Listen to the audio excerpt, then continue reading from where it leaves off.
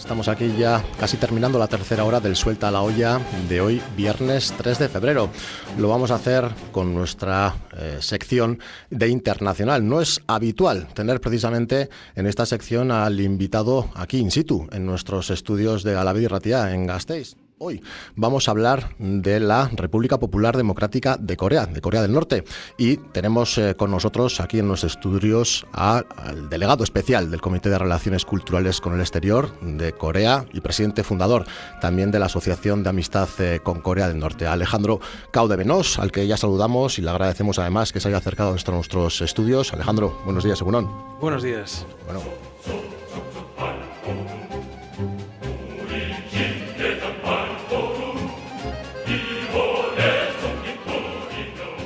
En primer lugar, sí es cierto que Corea tradicionalmente se ha conocido como el reino ermitaño. Ha sido un país que ha estado continuamente invadido por otras grandes naciones con gran potencial militar. Corea es un país pequeñito, con pocos habitantes. En la actualidad, entre el norte y el sur, pues hacen 60 millones, pero tradicionalmente han estado poco poblados y sobre todo han sido pues campesinos. Las grandes potencias feudales, etcétera, de la época, los chinos, los japoneses, los mongoles, las tropas de Genghis Khan también estuvieron invadiendo. Entonces, ha sufrido a lo largo de su historia y eso hizo que los reinos en la época feudal se cerraran totalmente al exterior, porque era la única forma de preservar o intentar sobrevivir, protegerse de las amenazas, de los ataques exteriores. Eso, además de la cultura tradicional, las influencias filosóficas, el budismo, el confucianismo, etcétera, que son más propios de Oriente que el Occidente, obviamente, pues se hace que haya un desconocimiento y haya habido sí es verdad que por parte de Corea ha habido un poco interés porque el mundo sepa realmente cómo es el país. Se ha dedicado más a protegerse a sí mismo que a proyectarse hacia el exterior. Después hay otro factor que como mínimo tiene un 50% de este problema, ¿no? Que es la manipulación, el sensacionalismo. ¿Qué ocurre? Al ser un país socialista, pues los medios de comunicación al servicio del capital, de la oligarquía, se dedican a demonizar a diario a Corea del Norte.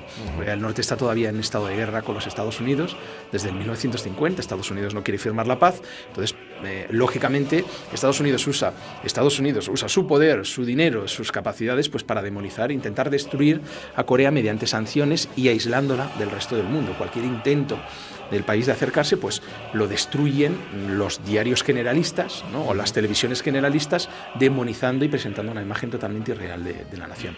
Como es tan difícil contrastar la información, como es tan difícil, está tan lejos Corea del Norte, cuesta mucho romper esa barrera mediática.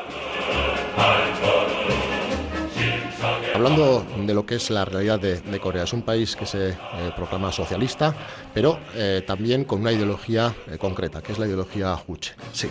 Cuéntanos un poco lo que es esta ideología, a grandes rasgos, quiero decir, porque también en la radio ya sabes que estamos con el tiempo también limitado. Sí. Rápidamente, o sea, como conocemos normalmente el término del socialismo y la vía hacia el comunismo parte de un marxismo-leninismo, ¿no? Que es la doctrina más conocida, el Capital de Karl Marx, etc. Nuestro presidente Kim Il-sung, el liberador del país y el que desarrolla esta ideología, lo que piensa es que cada país debe adoptar su propio socialismo, de acuerdo a sus características, a su cultura, a su historia.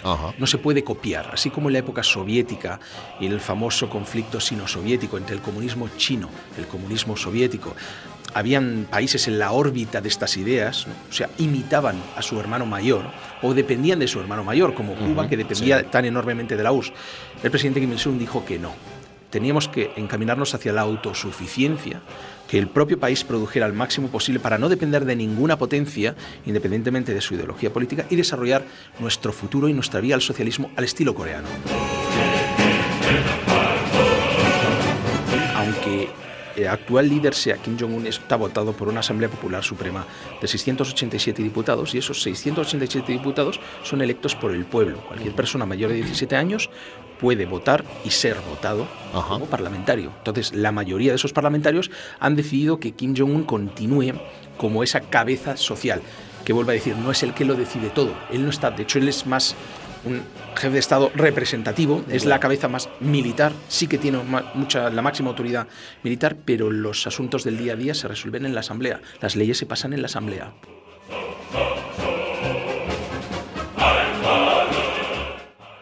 Alejandro, derechos humanos es una de las cuestiones que también seguramente te pregunten en prácticamente todas las entrevistas que concedes. Yo considero que en todos los países de este planeta se vulneran los derechos humanos. Y no me refiero solo a torturas, cárceles de exterminio o centros de concentración, sino me refiero al también la vivienda o el pan en el día a día de muchos ciudadanos.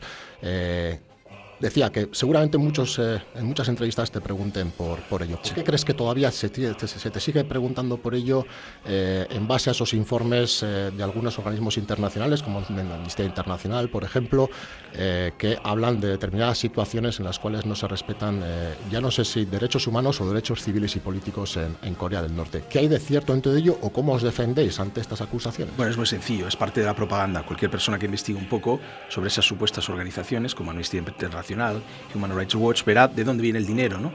Y verá que incluso directivos de Amnistía Internacional se han salido por estar financiados por el gobierno de Israel y los Estados Unidos. Verán que un ejecutivo de Amnistía Internacional está cobrando 6.000 euros al mes, pero usa a los chavales y esta excusa de derechos humanos para llevarlos con una carpeta 4 horas al día para trabajar como voluntarios para pagar esos salarios. Tú que eres nacido en Cataluña, pues ¿cómo ves también la realidad en Europa, en el Estado español, los procesos de autodeterminación que se están llevando a cabo tanto en Cataluña como en Euskal Herria? Yo no he visto el actual conflicto. Yo creo que ahí ha habido un problema que es el aprovechamiento de la crisis que genera el capitalismo para ciertos oportunistas, como en el caso de CiU, del Partido Demócrata de Cataluña, o sea, la burguesía catalana, en el caso concreto de Cataluña, que se ha sumado de repente al carro independentista, cuando nunca lo han sido. De hecho, han estado apoyando siempre las posturas más derechistas. Entonces, cuando hay momentos de crisis, cuando el capital, cae, como pasaba en Alemania y siempre ha pasado así en la historia, lo más fácil es agrupar a la gente en torno a una bandera y una identidad cultural, pero con sentimiento político cero, o sea, con un vacío político, sin educación política, sin educación de clase. Porque es muy fácil simplemente decir a una persona, ten esta bandera, lucha por ella porque esta es tu casa, este es tu terreno. Pero ese terreno, o sea, ¿eso qué significa, no? Ese supuesto país que supuestamente está oprimido, etcétera, ¿qué será? Pues será lo mismo, no, peor, ¿no? Como Andorra, pues para nosotros, para la oligarquía. Entonces se ha perdido totalmente, yo creo, en ese aspecto, en gran parte, el aspecto ideológico. Y yo como internacionalista, como comunista que me siento, ¿no? revolucionario proletario, en el cual he animado y he sido invitado por partidos comunistas en otros países, siempre creo más en la unidad que en la separación. Y creo en la lucha del socialismo primero y, a la vez, el respeto a las identidades y la salvaguarda de las culturas, ¿no? que componen cualquier nación, sea en forma confederativa o sea en forma de unión de repúblicas. Vale. En cualquier caso, creo que el objetivo principal es la revolución y que el mismo sufrimiento, en este caso de un trabajador, de un obrero, de un minero en Granada, es el de un catalán y el de una persona en Euskadi.